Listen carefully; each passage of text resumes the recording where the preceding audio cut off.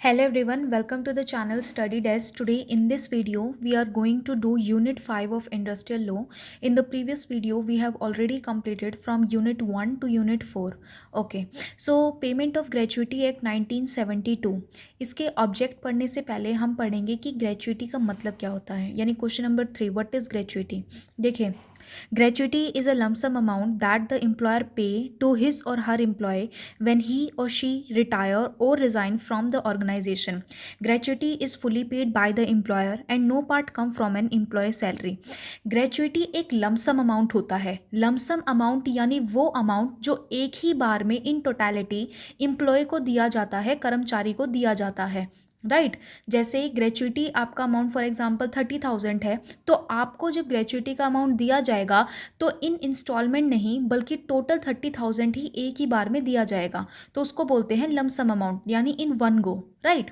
तो lump sum amount जो आपका ग्रेचुइटी का है वो एक एम्प्लॉय को इसलिए दिया जाता है जब वो कंपनी से रिटायर होता है या उसने कंपनी से रिज़ाइन कर दिया होता है, राइट। और ये जो ग्रेचुइटी का अमाउंट होता है ये एम्प्लॉयर अपनी तरफ से देता है, यानी ऑर्गेनाइजेशन अपनी तरफ से ये अमाउंट कर्मचारी को देती है बजाय कर्मचारी की सैलरी से वो अमाउंट काटने के, राइट। तो ये अमाउंट कर्मचारी की सैलरी से नहीं कटता बल्कि ऑर्गेनाइजेशन अपनी तरफ से ऑन अप्रेजल बेसिस जो है ये अमाउंट प्रोवाइड कराती है। आई होप कि आपको क्लियर हुआ हो, right.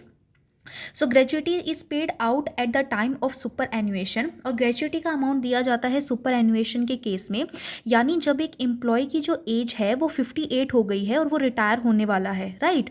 When the employer retire at any other age और रिजाइन, और कुछ ऐसे कर्मचारी जो किसी अन्य यानी किसी अनदर एज में रिटायर हुए हैं, and in the event of his her death, या फिर किसी की डेथ हो गई है और being rendered disable because of N accident और इलनेस, या किसी एक्सीडेंट की वजह से या किसी बीमारी की वजह से वो डिसेबल हो गए हैं। डिसेबल यानी कि अब वो जॉब नहीं कर सकते। In the event of his or her death the gratuity is paid to his or her nominee, क्योंकि अब उनकी डेथ हो गई है उस कर्मचारी की, तो उनके बिहाफ पे वो जो ग्रेचुइटी का अमाउंट है वो उनके नॉमिनी को दिया जाता है। नॉमिनी मतलब वो बंदा जो उनकी फैमिली से बिलोंग करता है, राइट, या फिर उनका रिलेटिव है। तो ये जो ग्रेचुइटी अमाउंट है ये ऑर्गेनाइजेशन एम्प्लॉय को देती है ऑन अप्रेजल बेसिस कि भाई आपको हमारी कंपनी में काम करते हुए मोर देन 5 ईयर्स हो गए हैं और आपने हमारी कंपनी में इतना इनपुट और हार्डवर्क दिया है, तो उसका एक अप्रेजल बेसिस के तौर पे ये ग्रेचुइटी का अमाउंट दिया जाता है, राइट। ओके, उसके बाद आता है what is the object of payment of gratuity act 1972 and when and to whom is gratuity payable. देखिए, the object of payment of gratuity act 1972 is to provide for a scheme for the payment of gratuity to employee engaged in factory, mines, oil field. तो basically वो employee जो इस payment of gratuity act के तहत आते हैं और जो किसी फैक्ट्री में, किसी माइन में, खान में, किसी भी ऑयल फील्ड में, प्लांटेशन में, किसी रेलवे सर्विस में या किसी शॉप में काम करते हैं, right. And when and to whom is gratuity payable. देखिए, ग्रेचुइटी जो है दी जाती है उन एम्प्लॉय को, to an employee if there is continuous service of 5 years. ऐसे एम्प्लॉय, ऐसे कर्मचारी जो मोर देन 5 ईयर्स किसी कंपनी में काम कर रहे हैं।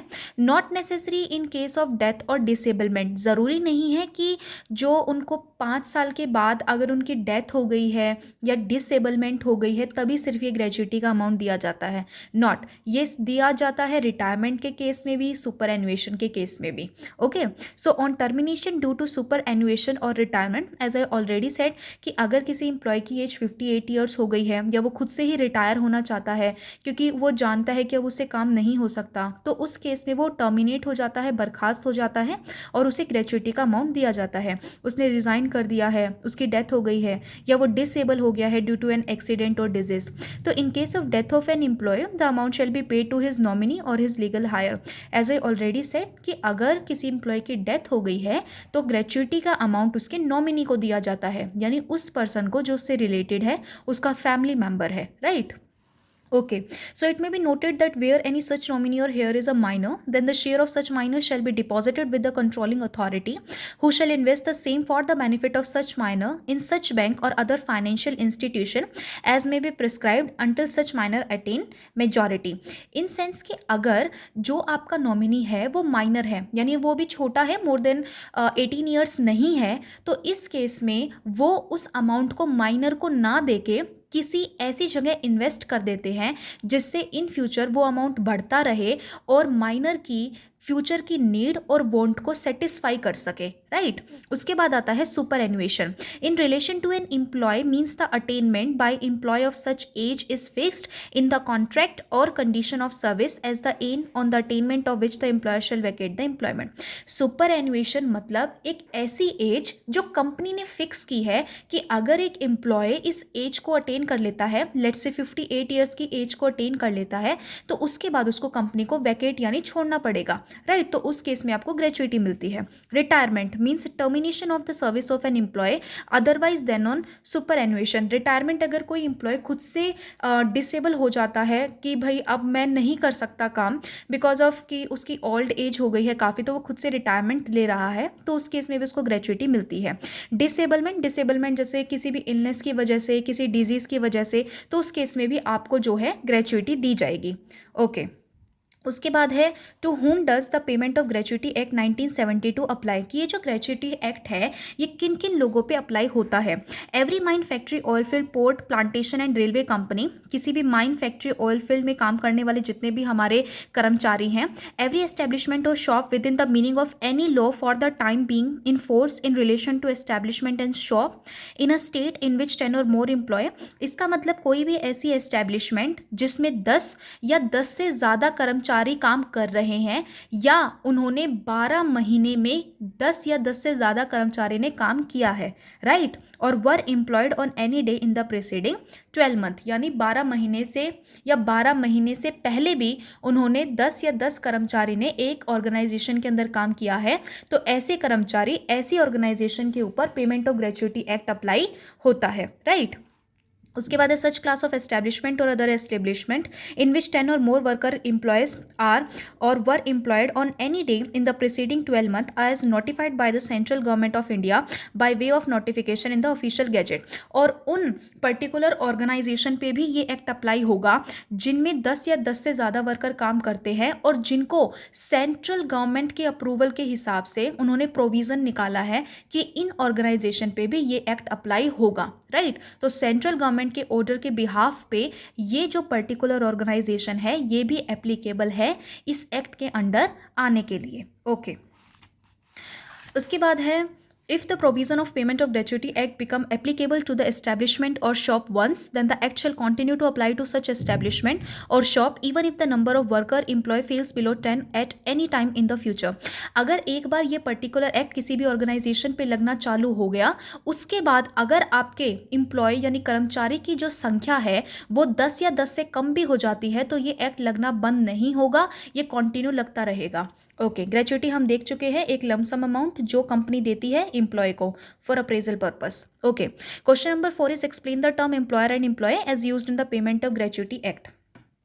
ओके सो एम्प्लॉयर की जो डेफिनेशन है ग्रेच्युइटी एक्ट के अंदर वो डिफाइन करती है एम्प्लॉयर को to mean in relation to any establishment, factory, mine, oil field, plantation, port and railway company. कोई भी ऐसा एम्प्लॉयर यानी जो टॉप लेवल मैनेजमेंट के लोग जो किसी एस्टेब्लिशमेंट, फैक्ट्री, माइन और रेलवे कंपनी में काम करते हैं, belonging to under the control of central government. Basically ऐसे लोग जो सेंट्रल गवर्नमेंट ने या स्टेट गवर्नमेंट ने अपनी अथॉरिटी के अनुसार उनको अपॉइंट किया है कि वो आए और हमारे एम्प्लॉय को सुपरवाइज करें, राइट। या फिर हेड ऑफ मिनिस्ट्री ने कुछ ऐसे लोगों को चुना है जो एज अ एम्प्लॉयर काम करेंगे किसी ऑर्गेनाइजेशन में, तो ऐसे लोग जो सेंट्रल गवर्नमेंट ने चुने हैं, किसी भी बड़ी अथॉरिटी यानी स्टेट गवर्नमेंट ने चुने हैं या हेड ऑफ मिनिस्ट्री ने चुने हैं, तो ऐसे लोग एम्प्लॉयर की भूमिका निभाते हैं। सेकेंड वन इज ऐसे लोग जो लोकल अथॉरिटी ने चुने हैं या लोकल अथॉरिटी के जो CEO होते हैं वो भी एज ए एम्प्लॉयर की कैटेगरी में आते हैं, राइट। या ऐसे लोग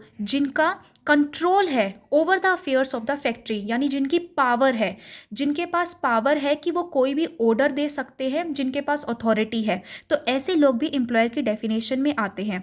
या ऐसे लोग जिनको फैक्ट्री मैनेजर बोलती है, मैनेजिंग डायरेक्टर बोलती है, और किसी भी अदर नेम से, या CEO हो गया हमारा, या सुपरवाइजर हो गया, तो ऐसे लोग भी आपके एम्प्लॉयर की कैटेगरी में आते हैं। ओके, एम्प्लॉय की कैटेगरी में कौन कौन से लोग आते हैं, देखिए, the term employee is defined in section 2E of the payment of gratuity act as any person other than an apprentice. मतलब वो कोई भी पर्सन जो अप्रेंटिस नहीं है, अप्रेंटिस होते हैं हमारे ट्रेनी। ट्रेनी वो लोग जो किसी भी कंपनी में काम करते हैं, जिनके इन रिटर्न उनको सैलरी नहीं मिलती, वो सिर्फ कंपनी में इसलिए हैं जिससे कि वो लर्निंग कर सके, right. So who is employed for wages whether the terms of an employment are expressed और एम्प्लॉयड। सो ऐसे एम्प्लॉय जो किसी भी कंपनी में काम करते हैं, जो इन रिटर्न ऑफ वेजेस काम कर रहे हैं, और ये जो कॉन्ट्रैक्ट में ये बात एक्सप्रेस्ड है और इम्प्लाइड है, एक्सप्रेस मतलब इन रिटर्न है, और इम्प्लाइड मतलब कि ऑर्गेनाइजेशन के जेस्चर से क्लियर है कि जो कर्मचारी हमारी कंपनी में काम करेंगे उनको इन रिटर्न वेजेस दी जाएगी। ये काम मैनुअल भी हो सकता है और कोई भी ऐसा स्टाफ वर्क भी हो सकता है, राइट। लेकिन इनमें वो कर्मचारी नहीं आते, does not include any such person who hold a post under the central government or state government and is govern by any other act or by any rule providing by payment of gratuity.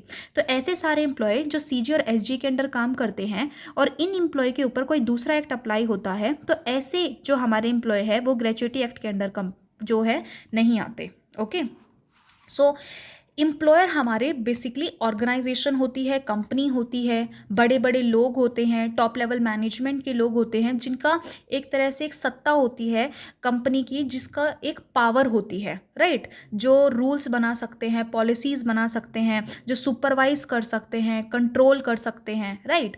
और employ basically हमारे कर्मचारी लोग होते हैं जो एक company में काम करते हैं आय के बदले में, right. Okay, question number 5 is what is continuous service. देखिए, an employee shall be said to be in continuous service for a period if he has for that period been in uninterrupted service. Basically continuous service का मतलब जब एक employ non stop जो है किसी भी organisation में काम करता है और अनइंटरप्टेड काम करता है, तो उसको हम कॉन्टिन्यूस सर्विस बोलते हैं। एंड इंक्लूड सर्विस विच में बी इंटरप्टेड ऑन अकाउंट, और वो सर्विसेज भी इनमें इंक्लूड होती हैं जिनको इंटरप्ट किया जा सकता था, यानी वो डिसकॉन्टिन्यू हो सकती थी अगर किसी भी एम्प्लॉय को सिकनेस हो जाती, accident, leave, absence from duty without leave, यानी उसने छुट्टी ले ली और बताया भी नहीं, lay off, strike, lockout, cessation of work not due to fault of the employee, whether such uninterrupted or interrupted service were rendered before or after the commencement of payment of gratuity act. So continuous service basically वो services होती हैं जिसमें एक employ जो है continue work करता है और उन डेज को भी इंक्लूड करता है जहाँ पे एम्प्लॉय जो है डिसकंटिन्यू हो सकता था सिकनेस की वजह से, एक्सीडेंट की वजह से, लीव और अदर फैक्टर्स की वजह से, लेकिन वो फिर भी प्रेजेंट है इन द ऑर्गेनाइजेशन, राइट, क्योंकि ऐसी अभी तो कोई भी एबनॉर्मल हैपनिंग नहीं हुई है। तो इन सारे जो डेज हैं हमारे, इन सबको इन टोटलिटी हमारे कॉन्टिन्यूस सर्विस में इंक्लूड किया जाता है। ऑल राइट, उसके बाद whether an employee is not in continuous service for any period of 1 year और 6 month he shall be deem to be in continuous service under the employer. एक ऐसा employ जो कॉन्टिन्यूस सर्विस जिसने नहीं की है 1 साल से ज़्यादा या फिर 6 महीने से ज़्यादा, तो उसको कॉन्टिन्यूस सर्विस में माना जाएगा, राइट। वो कैसे माना जाएगा, अगर if the for the period of 1 year he has work for 190 days, अगर उसने 1 साल में डिसकंटिन्यू भी हुआ है, लेकिन अगर उसने 1 साल में 190 डेज से ज़्यादा काम किया है तो उसको एज अ कॉन्टिन्यूस सर्विस में माना जाएगा। अगर अंडर द ग्राउंड जाके जैसे माइनिंग का काम होता है उसमें उसने 1 हफ्ते में 6 दिन और पूरे साल के 240 दिन काम किया है तो उसको एज अ कॉन्टिन्यूस सर्विस में माना जाएगा। ऐसे एम्प्लॉय जिसने 6 महीने के अंदर मोर देन 95 डेज काम किया है तो उसको भी एज अ कॉन्टिन्यूस सर्विस में माना जाएगा। और ऐसे एम्प्लॉय जिन्होंने माइन के काम में हफ्ते के 6 दिन और पूरे साल के 190 दिन से ज़्यादा काम किया है तो उनको भी एज अ कॉन्टिन्यूस सर्विस में माना जाएगा, बजाय अगर उन्होंने कुछ दिन की छुट्टी ली है आउट ऑफ सिक लीव और because of any abnormal happening, still they continue as a continue worker, क्योंकि उन्होंने साल में 190 दिन काम किया है, माइन के केस में 6 दिन से ज़्यादा और 240 दिन काम किया है, राइट। और फॉर अ पीरियड ऑफ 6 महीने के अंदर मोर देन 95 डेज काम किया है, और इन अ माइन केस उसने हफ्ते के 6 दिन से ज़्यादा और 190 दिन से ज़्यादा जो है काम किया है। उसके बाद आता है number of days actually work. The number of days on which an employee has actually worked under an employer shall include the days. तो कौन कौन से डेज इंक्लूड होंगे? He has been laid off. Laid off का मतलब होता है कि एक ऐसा पर्टिकुलर ऑब्जेक्टिव जिसके अंदर हमको ज़्यादा स्टाफ की ज़रूरत नहीं है, तो हम कुछ स्टाफ को ले ऑफ कर देते हैं, कुछ दिन का ऑफ दे देते हैं। लेकिन वो जो ऑफ डेज होते हैं जो ऑर्गेनाइजेशन इसलिए देती है जिससे ऑर्गेनाइजेशन की थोड़ी कॉस्ट रिडक्शन हो जाए, राइट, तो उस दिन को भी as an working day include किया जाएगा उन वर्कर के लिए जो अभी ऑर्गेनाइजेशन में प्रेजेंट नहीं है, और उनके बेसिस पे उनको सैलरी प्रोवाइड की जाएगी और ग्रेच्युटी प्रोवाइड की जाएगी, राइट। और दूसरा है he has been leave with full wages, यानी कुछ पेड लीव्स होती हैं, राइट, तो वो लीव। और he has been absent due to the temporary disablement. Temporary disablement like because of any illness disease, अगर वो कंपनी में प्रेजेंट नहीं है तो उस दिन को भी as a working day count किया जाएगा, राइट। और in the case of female the maternity leave, यानी अगर फीमेल अगर वो मदर बनने वाली हैं तो उस केस में भी वो जो डेज ऑफ लेंगी वो भी as a working day include किया जाएगा। बट कंडीशन ये है कि वो 12 वीक से ज़्यादा नहीं होना चाहिए, right. Okay, in case of employee in seasonal establishment. Seasonal establishment मैंने आपको बताया था वो सारी फैक्ट्रीज या इंडस्ट्री जो सीजन के अकॉर्डिंग चलती है, राइट, 6 महीने चलती है और 6 महीने बंद रहते हैं, जैसे woollen cloth, summer cloth, right. So he shall be seem to be in continuous service for any period of 1 year और 6 मंथ। तो उसको भी, उस एम्प्लॉय को भी जो 6 महीने काम करता है तो उसको भी राउंड ऑफ करके पूरा 1 साल काम करता हुआ माना जाएगा अगर उसका जो वर्किंग पीरियड है वो more than 75% of number of days on which the establishment was in operating during period. यानी अगर कंपनी ने पूरे 100 डेज काम किया है और उसका 75% यानी 75 डेज से ज़्यादा अगर वर्कर ने उस कंपनी में काम किया है तो वो as a worker who has actually worked in the organisation count किया जाएगा, राइट। ओके, उसके बाद आता है question number 6, when does an employee become eligible for gratuity. मतलब जो एम्प्लॉय है वो कब ग्रेच्युटी के लिए एलिजिबल होगा। सबसे पहली कंडीशन ये है कि gratuity is payable to an employee और अ नॉमिनी, मतलब अगर डेथ हो जाती है तो नॉमिनी को दी जाती है, who has render continue service of 5 year or मोर, जिसने 5 साल या 5 साल से ज़्यादा काम किया है। और ऑन द टर्मिनेशन ऑफ, जब जैसे उसका सुपर एनुएशन, उसकी एज 58 से ज़्यादा हो गई है, रिटायरमेंट हो गई है, रेजिग्नेशन हो गई है, तो इस केस में उसको ग्रेच्युटी का अमाउंट दिया जाता है। Completion of continuous service of 5 years is not necessary. ज़रूरी नहीं है कि भाई उसने 5 साल तक कॉन्टिन्यू काम किया हो या उससे ज़्यादा। Where the termination of employment is due to death और disablement due to an accident of disease. ये बात बहुत ज़रूरी है जाननी। ज़रूरी नहीं है कि there should be a period of 5 year or more, but the thing is that अगर 5 साल से पहले उसकी डेथ हो जाती है, for example at the end of 4 year किसी भी एम्प्लॉय की डेथ हो जाती है, तो इस केस में भी उसको ग्रेच्युटी दी जाएगी। लेकिन कंडीशन ये है कि जो उसका रीज़न होना चाहिए डिसेबल होने, कंपनी में ना होने का, वो होना चाहिए डेथ या डिसेबलमेंट। ओके, उसके बाद आता है question number 7, how is the amount of gratuity determine, कि हम ग्रेच्युटी का अमाउंट को कैसे डिटरमाइन करते हैं। सबसे पहले for every completed year of service or part thereof in excess of 6 month, कि जो एम्प्लॉय है उसको 6 महीने से ज़्यादा होनी चाहिए। And the employer shall pay gratuity to an employee at the rate of 15 days wages, और जो एम्प्लॉय को वेजेस या ग्रेच्युटी का अमाउंट दिया जाएगा वो 15 डे वेजेस के हिसाब से दिया जाएगा, राइट। और उसका फॉर्मूला है calculation of gratuity is last drawn salary into 15/26 into number of years. देखिए, the ratio 15/26 represent 15 day out of 26 working day. महीने के 26 दिन, क्योंकि 4 दिन तो हमारे संडे हो जाते हैं, और उन 26 वर्किंग डेज का as an average 15 days as a working days उसका लगा के और उसका ग्रेच्युटी का अमाउंट निकाला जाएगा। और जो आपका ये जो लास्ट ड्रॉन सैलरी है इसके अंदर आपका basic salary plus dearness allowance. Dearness allowance मैंने आपको बताया था कि वो बढ़ा हुआ खर्चा जो ऑर्गेनाइजेशन अपने कर्मचारी को इसलिए देती है क्योंकि अब इकोनॉमी में महंगाई हो गई है, राइट। तो एक बार हम इसका एक क्वेश्चन देखते हैं जिससे आपको एक क्लियर हो जाएगा कि ग्रेच्युटी का फॉर्मूला कैसे जो है लगाया जाता है। देखिए, फॉर एग्जाम्पल अगर एक एम्प्लॉय की जो बेसिक सैलरी है वो 2400 है और हम यहाँ लास्ट ईयर की बात कर रहे हैं, प्लस उसको जो डियरनेस अलाउंस मिला है वो 200 मिला है, राइट। और उसको 2600 एज अ टोटल अमाउंट जो है उसकी सैलरी का बनता है, और उसको कंपनी में काम करते हुए पूरे 30 ईयर्स हो चुके हैं, और अब उसको ग्रेच्युटी का अमाउंट जो है दिया जा रहा है। कोई भी रीज़न हो सकता है, भाई वो रिटायर हो रहा है, रेजिग्नेशन हो रही है, उसकी डेथ हो गई है, राइट। तो उसका फॉर्मूले में हम सबसे पहले 2600 यानी जो हमारे पिछले साल की total salary plus dearness allowance 2600 divide by 26, ये हमारे 26 वर्किंग डेज हैं जो हमारे फॉर्मूले में डिवाइड करने को बोले थे, द 26 वर्किंग डेज। तो हम ये डिवाइड करेंगे इसको 26 वर्किंग डेज से, मल्टीप्लाई करेंगे 15 एवरेज वर्किंग डेज से, क्योंकि इन्होंने बोला है कि जो हमारे 15 डेज वेजेस के हिसाब से निकलेगी, तो ऑन एन एवरेज हमको मल्टीप्लाई करने पड़ेगा 15 एवरेज डेज से और इंटू 30 ईयर, यानी कि जितने साल उसने कंपनी में काम किया है। सो लास्ट ईयर की salary divide by working day, into में हमारे एवरेज डेज जो 15 है, और इंटू में 30 ईयर्स, मतलब जितने साल उसने कंपनी में काम किया है। और जब आप इसको सॉल्व करोगे तो आपका ग्रेचुइटी का अमाउंट आएगा 45,000। तो ये अमाउंट जो है पर्टिकुलरली उस एम्प्लॉय को दे दिया जाएगा जो रिज़ाइन कर रहा है, या उसके नॉमिनी को अगर उसकी डेथ हो गई है, right. Okay. Year of service are rounded down to the nearest full of 6 months or less are to be ignored and more than 6 months are to be counted as full year.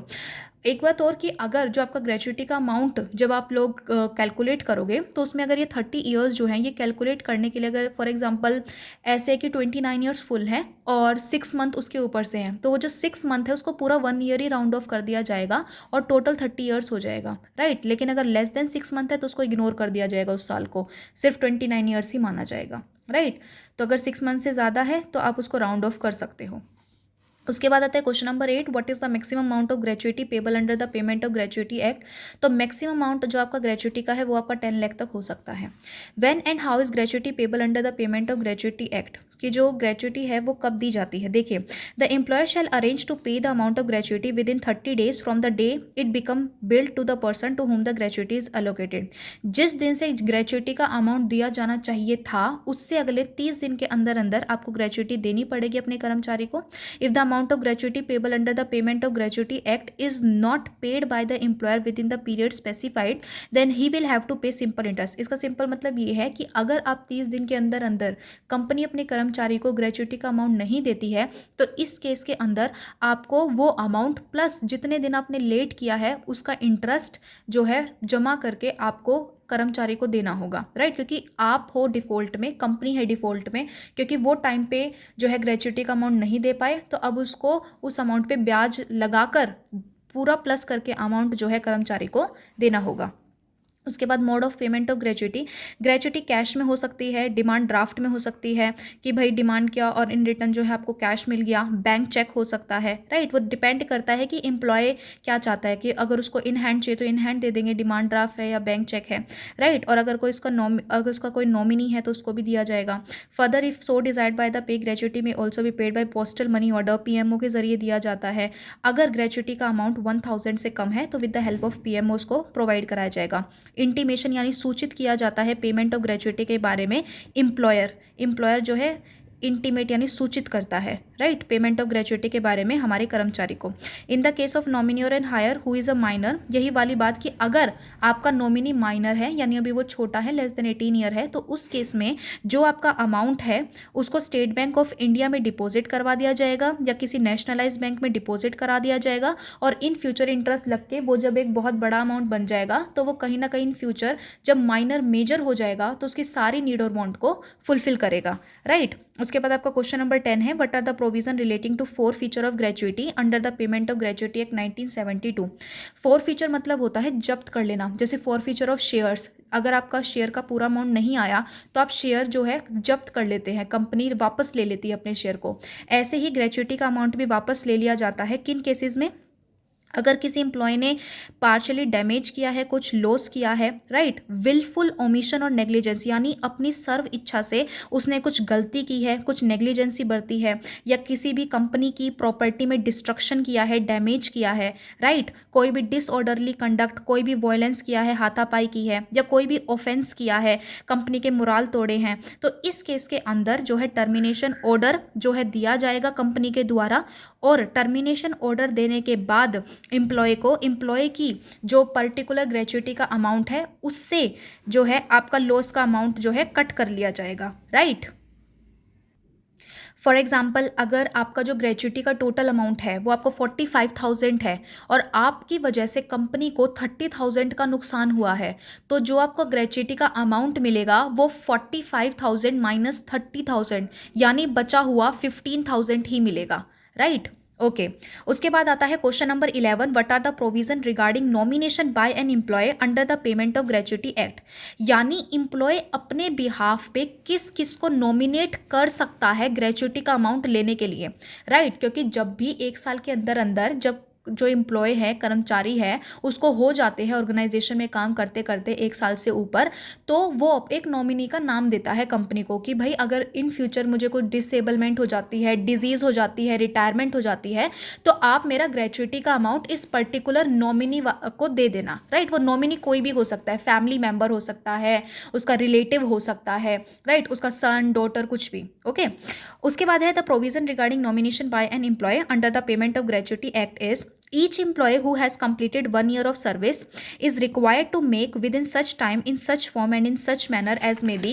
एक साल के अंदर अंदर अगर आपको काम करते हुए हो जाता है तो आपको नॉमिनेशन यानी नॉमिनी का नाम प्रिस्क्राइब करना पड़ेगा। An employee may in his nomination distribute the amount of gratuity payable to him under the payment of gratuity act among more than one nominee. जरूरी नहीं है सिर्फ एक ही नॉमिनी हो, मोर देन वन नॉमिनी भी हो सकता है, राइट। आपको नॉमिनी में आपके अपने सिर्फ फैमिली मेम्बर का नाम देना ज़रूरी है। अगर आपने अपने फैमिली मेम्बर से हटके किसी का नाम दिया है तो वो वॉइड हो जाएगा यानी खारिज हो जाएगा, राइट। और अगर जिस टाइम आपने कंपनी में नॉमिनी का नाम दिया है उस समय आपकी कोई फैमिली नहीं है, right, you have no family, तो आपने किसी ऐसे बंदे का नाम दे दिया जो आपकी फैमिली का पार्ट ही नहीं है। लेकिन जब आपको एक साल से ऊपर हो गया कंपनी में काम करते करते और आपकी जैसे मैरिज हो गई कुछ भी और आपकी फैमिली बन गई, तो उसी समय से जिस नॉमिनी का आपने नाम दिया था वो इनवैलिड हो जाएगा क्योंकि वो तो आपकी फैमिली का हिस्सा ही नहीं था और आपको फ्रेश नॉमिनेशन करना पड़ेगा यानी अपनी फैमिली में से किसी बंदे का नाम देना पड़ेगा, right. A nomination may be modified by an employee at any time after giving to his employer a written notice। देखो जो हमारा कर्मचारी है वो नॉमिनी का नाम बदल भी सकता है, लेकिन बात यह है कि उसको एक रिटर्न नोटिस देना पड़ेगा कंपनी को, राइट। अगर नॉमिनी ही मर जाता है, जिस कर्मचारी ने जिस नॉमिनी का नाम दिया था वो नॉमिनी ही मर जाता है, तो उस केस में कर्मचारी को एक नई नॉमिनी का नाम देना पड़ेगा, right. Every nomination, fresh nomination, alteration of nomination, जो भी नॉमिनी का आप नाम दोगे या नॉमिनी का फ्रेश नॉमिनेशन नाम दोगे या फिर नॉमिनी का नाम बदलोगे, उस सब की जितनी भी इंफॉर्मेशन है वो सारी दी जाएगी एम्प्लॉयर को, राइट, कि फॉर द सेफ कस्टडी, कि इन फ्यूचर अगर आपकी डेथ हो जाती है तो जो पैसा है ग्रेच्युटी का वो राइट हैंड में जाए।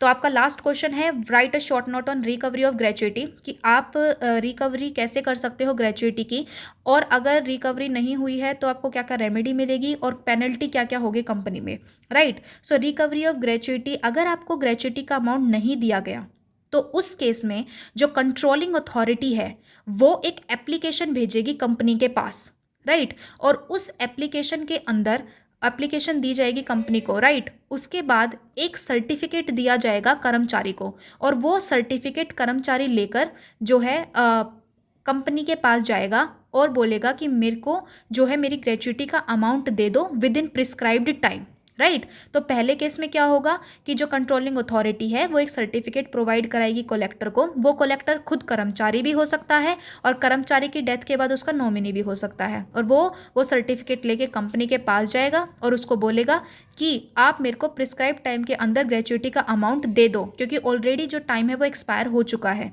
राइट।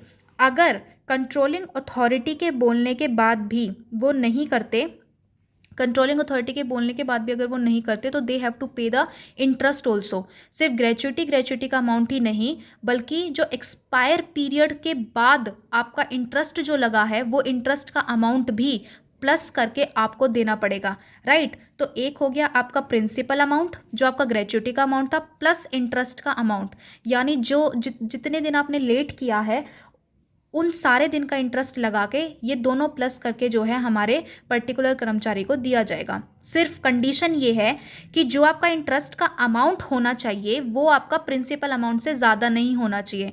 जैसे आपका ग्रेच्युटी का अमाउंट तो 45,000 बैठ रहा है और आपका इंटरेस्ट लग लग के 50,000 हो गया है, राइट, तो ऐसा नहीं होना चाहिए, राइट। तो आपका इंटरेस्ट का अमाउंट हमेशा आपके ग्रेच्युटी के अमाउंट से कम ही रहना चाहिए, राइट। और अगर आपने ग्रेच्युटी का अमाउंट उसके बाद भी पे नहीं किया तो फिर कंपाउंड इंटरेस्ट लगेगा अकॉर्डिंग टू सेक्शन 8। क्या क्या पेनल्टी है? मेकिंग फॉल्स स्टेटमेंट और फॉल्स रिप्रेजेंटेशन। अगर कर्मचारी जो हमारे कर्मचारी को ग्रेच्युटी देने वाली ऑर्गेनाइजेशन है या कंपनी है, वो कोई भी फॉल्स स्टेटमेंट प्रेजेंट करती है कि हमने तो ग्रेच्युटी दे दी है और जबकि उन्होंने ग्रेच्युटी नहीं दी है, तो इस केस के अंदर उनको जेल हो सकती है 6 महीने से ज़्यादा की, और 10,000 से ज़्यादा का उनके ऊपर पेनल्टी या फाइन लग सकता है। राइट। कॉन्ट्राविनिंग प्रोविजन, यानी उन्होंने उल्लंघन किया है किसी भी प्रोविजन का, डिफॉल्ट किया है, राइट, कम पैसे दे दिए हैं, कोई भी ऐसा डिफॉल्ट, तो उनको 1 साल से 3 महीने से कम की नहीं और 1 साल से ज़्यादा, राइट, उनको ये जो है जेल जानी पड़ सकती है 3 महीने से लेकर 1 साल तक, और 10,000 से ज़्यादा और 20,000 तक का आपको फाइन देना पड़ सकता है। नॉन पेमेंट ऑफ ग्रेच्युटी, अगर आपने ग्रेच्युटी का अमाउंट ही नहीं दिया, राइट, तो उस केस में आपको जो है 3 महीने से लेके 1 साल तक की जेल हो सकती है, और ये जो जेल का पीरियड है ये 2 साल तक एक्सटेंड कराया जा सकता है, राइट। और जो आपका फाइन है वो 10,000 से शुरू होकर 20,000 तक एक्सटेंड हो सकता है। So it's very important for the organization to pay the gratuity on the right time to the employ for the appraisal purpose, right. Okay, so यहाँ आपकी यूनिट 5 कंप्लीट होती है। एक बार जो है हम लोग देख लेते हैं। तो हमारा जो यूनिट 1 है, the employee provident fund and miscellaneous provision act 1952, वो कंप्लीट हो चुका है। हमारा एम्प्लॉय स्टेट इंश्योरेंस एक्ट 1948, ये भी हमारा कंप्लीट हो चुका है। पेमेंट ऑफ वेजेस एक्ट 1936, ये भी। The payment of bonus act 1965, ये भी हम ऑलरेडी कर चुके हैं। And the payment of gratuity act 1972, ये भी हमारा ऑलरेडी हो चुका है। तो अब हमारा सिर्फ लास्ट रहता है employee compensation act 1923। Okay, thank you so much.